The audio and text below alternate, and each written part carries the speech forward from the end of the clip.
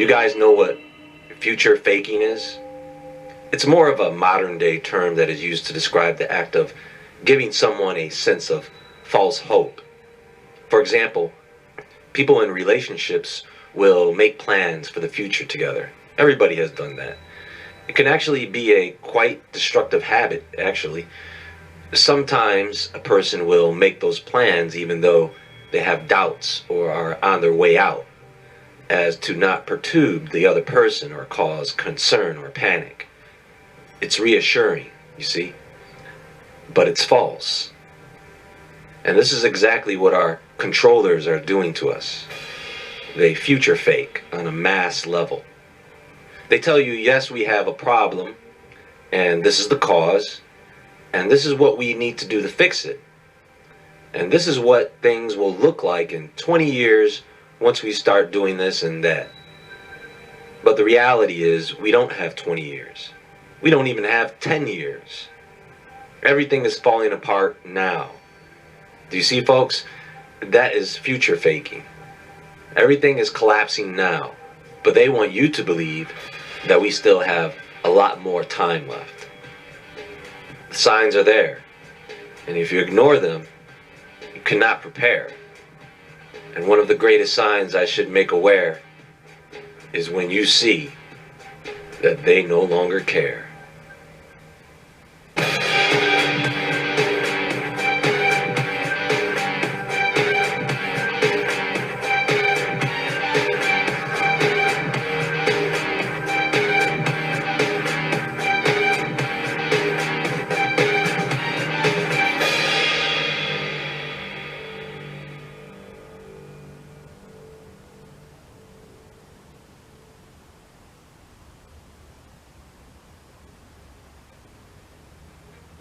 What I mean by governments no longer caring is that they will just start doing things that you and I know don't make any sense.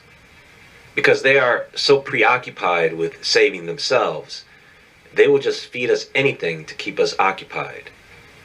And you will see them getting sloppy. Well, they are not getting sloppy. They are just being preoccupied by something that is coming. So it's like they are being cheap. We are living in a mass delusional state right now. Forget the Matrix. Forget that movie. Well, maybe after the next one is released, but after that, forget it. There is no need for a Matrix. They have already proven that they can keep everybody in a trance without it. I know there are people right now, some of you, who are still wondering when this COVID thing is all going to end. It's not. The most it's going to do as far as go anywhere is it will evolve into something else. A new situation that calls for the regulations we are all putting in place now, and then some. You know, years ago, we used to hear about the New World Order and their plans for a one world government and one world currency. Remember that? What is crypto? See, you and I can't stop what's coming simply because we know that it's coming. So it seems that this year and last year, there have been a lot of breakthroughs in space science. This is the first time we've done this. This is the first time we've done that.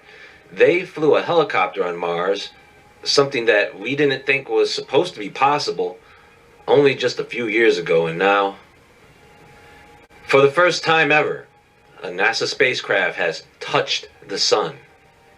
The Parker Solar Probe reached the sun's upper atmosphere, gathering data along the way to help scientists better understand the center of our solar system. You guys got this memo, right? I mean, what planet is this? What star system is this? I know flat earthers are having a field day with this one. Am I crazy? Or isn't the sun hot? First of all, how do you test a craft that is going to be exposed to temperatures that can exceed well over 9,000 degrees Fahrenheit without igniting a nuclear explosion? Not to mention all the other radiation that comes with it, X-rays, gamma rays, and wait. It spent its time in the outer atmosphere, or the corona, which I believe can get over 1.8 million degrees Fahrenheit. How do you keep the probe from breaking down atomically? Oh, they ran simulations. Whatever, get out of here. Let's hear what they have to say. Since the Parker Solar Probe launched in 2018, it's been orbiting the sun and inching closer with every loop. On April 28th, the probe finally crossed into the outer atmosphere and stayed there for about 5 hours. Alexandra Witz reports for Nature. The probe crossed the Alphen critical surface, which is the boundary between the end of the sun's atmosphere and the start of solar winds, which are streams of charged particles that radiate from the corona and carry a magnetic field. Researchers at the Harvard-Smithsonian Center for Astrophysics built and monitor a key instrument on the spacecraft called the Solar Probe Cup, which collects particles from the sun's atmosphere.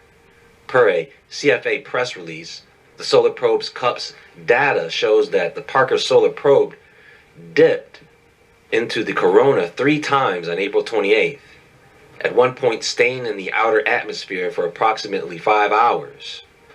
To resist the sun's intense temperatures, the device is made of heat-tolerant chemicals like tungsten, niobium, molybdenum, and sapphire. First of all, let me show you this thing. Look, this whole thing is sunproof. This was orbiting the sun for some time before it finally hit the corona and stayed there in the corona of a star for 5 hours. Now, part of the idea here is that this shield provides shade for the rest of the unit, because of the massive difference between temperatures in the shade and in direct sunlight in space. At this distance, I still do not see how this works. Last time I checked, the sun is pretty big.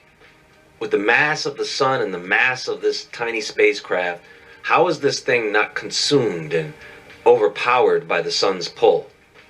Keep in mind, this is their first time, remember? So they just best guessed their way to success. You can't tell me that this ceramic carbon shielding is making all the difference. What are the solar array wings made of?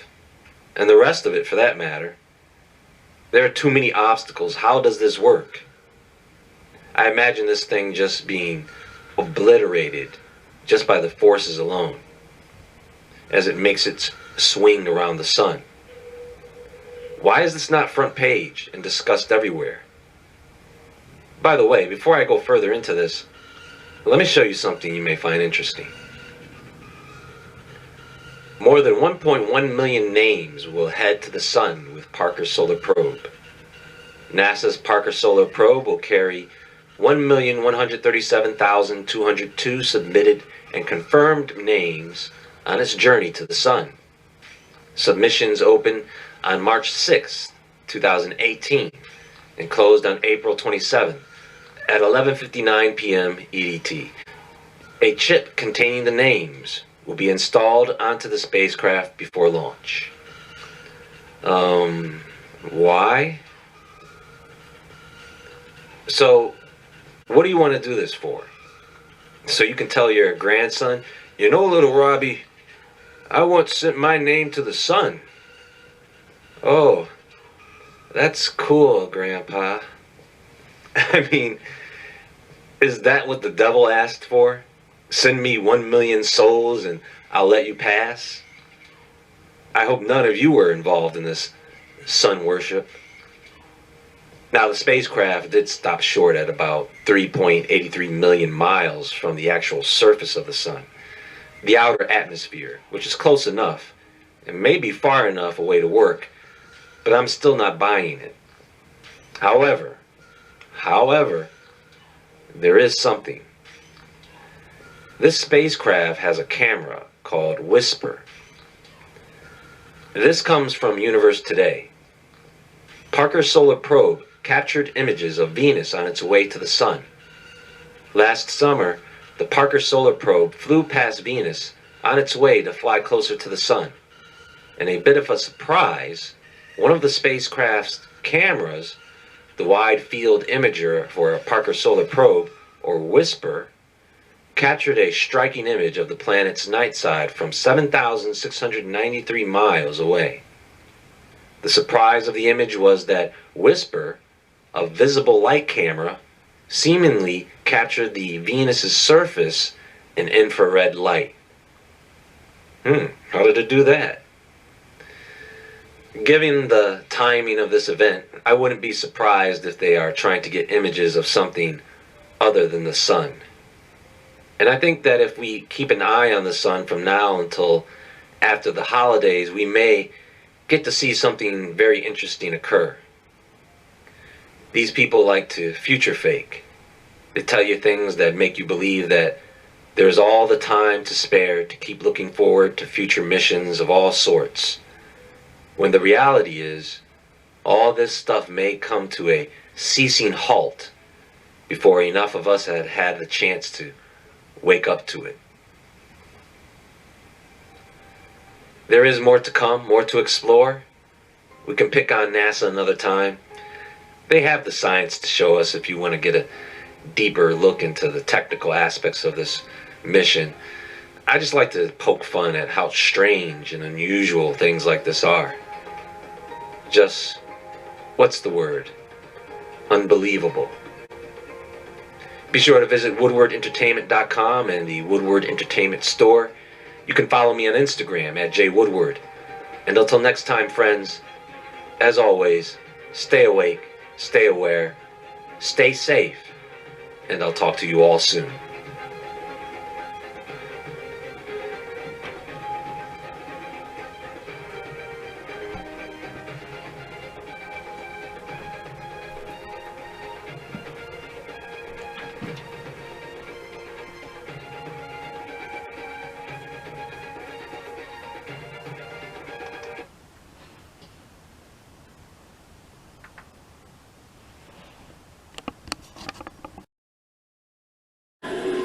So that's kind of the ultimate goal. Now what will they do? Well, we have to keep interesting the people who are paying the bill.